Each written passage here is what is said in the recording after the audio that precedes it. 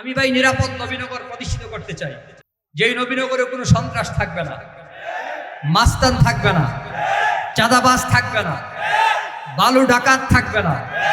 যারা ড্রেজিং এর নামে আমার নবীনগরের উত্তর অঞ্চলে চরলাপাং চিত্রি সহ দরিলাপাংয়ের ঘর বাড়ি সাগরে নদীতে ডুবিয়ে দিচ্ছে, মানুষের ঘর বাড়ির নিচ থেকে ড্রেজিং সিস্টেম করে অবৈধভাবে বালু উত্তোলন করে বালু ডাকাতি করছে, আমি আজকে আপনাদের সামনে শপথ করছি, যদি আল্লাহ আমাকে মহান সংসদে কবুল করে বালু ডাকাতদের কোমর ভেঙে ফেলা হবে।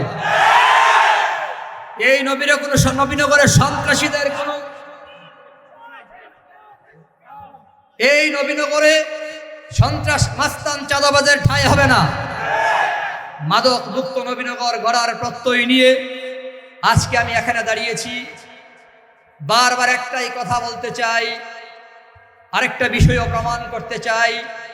বিগত দিনেও প্রমাণ ছিল, এই নবীনগরে টাকা বিলিয়ে যারা ভোট কিনতে চায়, এক মুরব্বী বলেছিলেন, আয় ছেলেরা, যদি কালো টাকার বস্তা কেউ খুলে দেয়, টাকা নিবি, খাবি, হজম করবি, ভোট দেওয়ার বেলায় ভালো মানুষকে ভোট দিবি। কালো টাকা যারা ছড়ায় তাদের শাস্তি হলো তাদের টাকা ভুল করে নিলেও তাদেরকে ভোট দেওয়া যাবে না। আমরা কি পারবো? ইনশাল্লাহ আমরা কি প্রমাণ করতে পারবো নবীনগরে টাকার বিজয় হবে না ভালোবাসার বিজয় হবে? নবীনগরে কালো টাকার বিজয় হবে না রিকশার বিজয় হবে? আপনারা কি ইতিমধ্যে শুনছেন কিনা, প্রত্যেক মহলে একটাই কথা, যেই যাবে রিকশার সাথে টক্কর লেগে যাবে। রিকশাকে টক্করে গনছে রে ভাই। আমি মনে করি সকালে ধান কাটবেন, বিকালে ফুটবল খেলবেন, কিছুক্ষণ বাতাস লাগায়া রিকশায় উঠে সংসদে যাবেন। আমি দাওয়াত দিলাম ভাই, আমার প্রতিপক্ষ কেউ না, আমি সবাইকে চাই। আমি চাই যারা প্রতিযোগী আছেন তারাও যেন আমার রিকশায় উঠে যায়। সবাইকে রিকশায় উঠার দাওয়াত দিলাম। সর্বশেষে বলতে চাই, আমার নবীনগরে আজকে ক্যাপ্টেন হাসনাত আব্দুল্লাহ সাহেবের সামনে বলতে চাই, তিতাস গ্যাস আমাদের গ্যাস। যদি আল্লাহ আমাকে সংসদে নেয় তো আমি প্রথম জানতে চাই, আমার গ্যাস আমার নবীনগরের মানুষ পাবে না কেন? ব্রিজের জন্য ঐতিহ্যবাহী বগডর আমার নবীনগর থেকে বিচ্ছিন্ন, নরসিংহপুর, ফতেহপুর, চিত্রি, চরলাপাং, গৌরনগর এভাবে বিচ্ছিন্ন, চতুর্পাশে উত্তর থেকে পূর্ব বিচ্ছিন্ন। কিছু কিছু ব্রিজের জন্য আমাদের নবীনগর বিচ্ছিন্ন আছে। আমি এই ব্রিজগুলো নিয়ে ক্যাপ্টেন হাসনাত আব্দুল্লাহ ভাইয়ের আজকে ঘোষণা শুনতে চাই। যদি মহান আল্লাহ তাআলা আমাকে সংসদে কবুল করেন, হাসনাত আব্দুল্লাহ ভাইয়ের মাধ্যমেই আমার নবীনগরের সবগুলো ব্রিজ এবং রাস্তার বাস্তবায়ন চাই। আসলে সময় তো কম, অনেক কথা বলা দরকার ছিল, লম্বা কথা বলতে চাই না, শুধুমাত্র আপনাদের ধন্যবাদ জানাতে চাই। সময় খুব কম, এই নবীনগরের প্রত্যেকটা ঘরে ঘরে যাওয়ারও সময় পাবো না। আমার মনে বড় আশা ছিল, এই নবীনগরের 4.5 লাখ ভোটার, 4,62,500 ভোটারের ঘরে ঘরে যদি আমি যেতে পারতাম, ভালোবাসা বিলাতে পারতাম, তাহলে নিজেকে ধন্য মনে করতাম। আজকে যারা আসছেন সত্যিকার অর্থেই যদি রিকশার বিজয় কামনা করেন, তাহলে আমি আপনাদের পায়ে হাত রেখে বলবো, আমি আর যেতে পারি আর না পারি, আপনারা প্রত্যেকে নিজেকে আমজাদ হোসেন আশরাফি মনে করে, প্রত্যেকে নিজেকে রিকশার প্রার্থী মনে করে, বাংলাদেশ নবীনগরের প্রত্যেকটা ঘরে ঘরে, ডোর টু ডোর মা বোনদের কাছে, আমার ভাইদের কাছে আজকে থেকে নিয়ে 12 তারিখ ফলাফল ঘোষণা পর্যন্ত নিজেকে প্রার্থী মনে করে রিকশার বিজয় অর্জনের জন্য মাঠে কাজ করতে রাজি আছেন? কারা কারা দুহাত তুলতে দেখতে চান?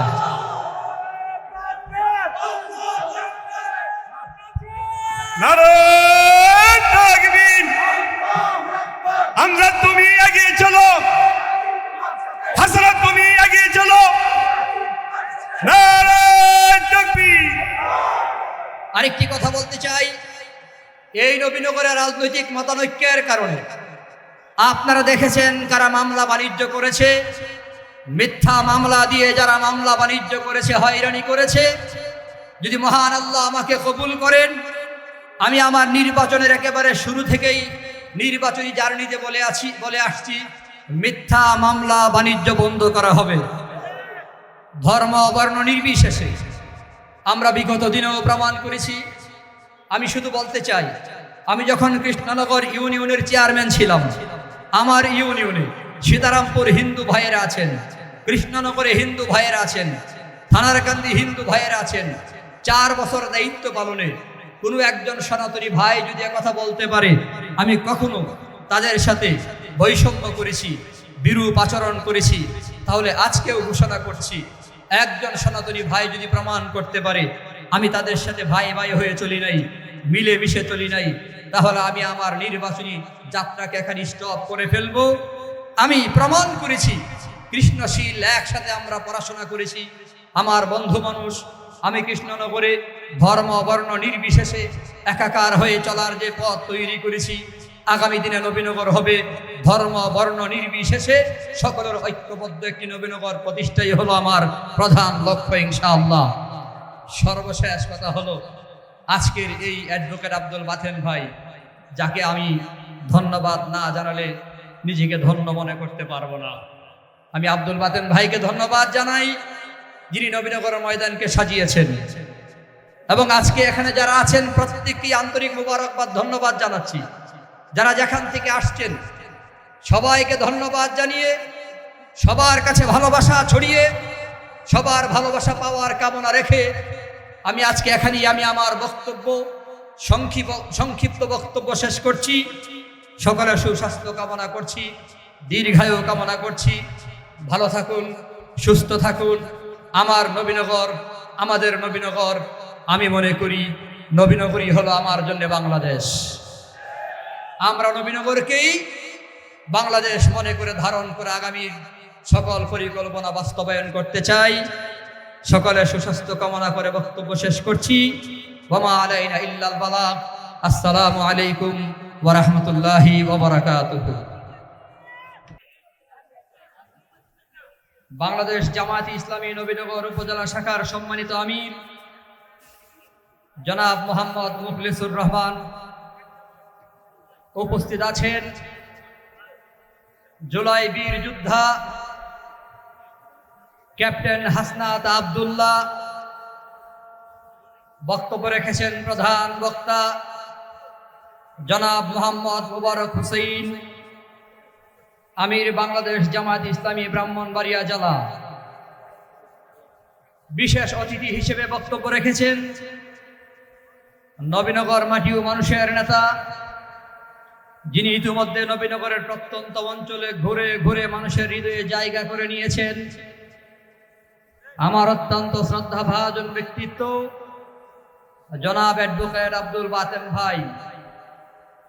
আমন্ত্রিত অতিথিবৃন্দ, সামনে বসা ছাত্র জনতা, আলেম ওলামা তুলাবা সহ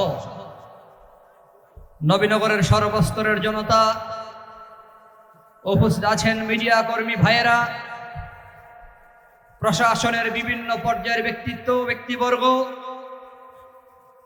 আজকে এখানে যারা এসেছেন আপনারা সকলেই অবগত আছেন।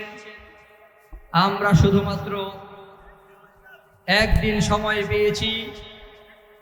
আজকের এই নির্বাচনী জনসভায় ক্যাপ্টেন হাসনাত আব্দুল্লাহ আসবেন, একদিন আগে জেনেছি এবং শুধুমাত্র ফেসবুকে প্রচার করেছি। এই একদিনের প্রচারে আজকের উপস্থিতি প্রমাণ করে এই নবীনগরে রিকশার জোয়ার, রিকশার বিজয় কেউ ঠেকাতে পারবে না ইনশাআল্লাহ।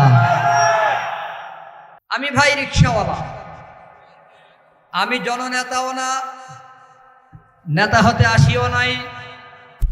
আপনারা সকলেই জানেন আমাকে কৃষ্ণনগরে জনতার চেয়ারম্যান বলা হয়। 4 বছর চেয়ারম্যানের দায়িত্ব পালন করে আরো 1টি বছর দায়িত্ব পালন করার সুযোগ থাকার পরও পদত্যাগ করে জাতীয় নির্বাচনে প্রার্থী হয়েছি।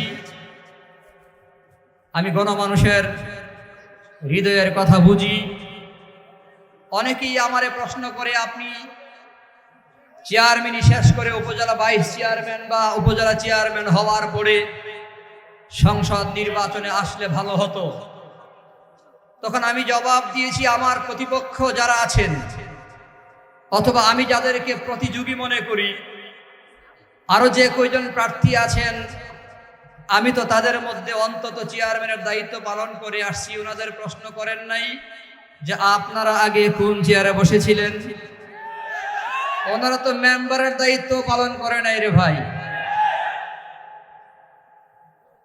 আমি আমার বৃহত্তর 22 মৌজা, সেখানে 2007 থেকে সালিশ করেছি। সালিশের রোজাতে থাকতাম। বৃহত্তর 33 মৌজার মানুষ আমাকে চেয়ারম্যান হওয়ার আগের থেকেই চিনি। আমি একজন সমাজ সেবক, সালিশকারক হিসেবে মুরব্বীদের কাছে ছিলাম। সময় যেহেতু কম, একটু পরেই মাগরিবের আজান হবে। আজকে আসলে আমি আর বক্তব্য দিতে চাই না। আমরা জুলাই বীর যোদ্ধার বক্তব্য শুনতে আসছি, আমিও শুনব। শুধুমাত্র আপনাদেরকে ধন্যবাদ জানাই। আপনারা আমার মতো একজন নগণ্য মানুষের ডাকে আহ্বানে অল্প সময়ের ভেতরে নিজের খেয়ে নিজের পরে নিজের টাকায় ভাড়া দিয়ে আজকে নবীনগরে আগমন করেছেন। আপনারা জানেন আমার টাকা নাই, মাথা পিছু 500 টাকা দেওয়ার যোগ্যতা ক্ষমতা আমার নাই। আমার কাছে ভাই বিরিয়ানির পুটলাও নাই, আমার কাছে কালো টাকাও নাই, আছে শুধু ভালোবাসা। আপনারা জানেন আমার মার্কা হলো রিক্সা। রিক্সা মার্কা পাওয়ার পরেই আমি বুঝতে পেরেছি, রিক্সা দিয়েই আমাকে বোঝানো হয়েছে তুমি একজন গরিব মানুষ, গরিবের বাহন। দ্বিতীয়ত বুঝেছি রিক্সা চলতে হলে রাস্তা লাগে, ব্রিজ লাগে, কালভার্ট লাগে। অতএব রিক্সা চলার রাস্তা এবং ব্রিজ কালভার্ট আমাকে নির্মাণ করতেই হবে। আজকে শুরুতেই স্মরণ করতে চাই, এই পর্যন্ত আপনারা আমাকে যতটুকুন চিনেছেন, যতটুকুন রিক্সার গণজোয়ার তৈরি হয়েছে, এর মধ্যে যারা অবদান রেখেছেন তাদের মধ্যে অন্যতম হলো প্রবাসী ভাইয়েরা। আমার প্রবাসী ভাইয়েরা প্রত্যেকের আত্মীয়র বাড়িতে ফোন করে করে বলে দেন, আমি অনেক জায়গায় গিয়ে শুনেছি হুজুর আপনাকেই ভোট দেব। কেন? আমার ছেলে বিদেশ থেকে ফোন করেছে, আমার মেয়ের জামাই বিদেশ থেকে ফোন করেছে, আমার ভাই সৌদি আরব থেকে ফোন করে বলেছে নবীনগর যদি নিরাপদ একটি নবীনগর প্রতিষ্ঠিত করতে চান তো জনতার চেয়ারম্যানকে ভোট দিতে হবে।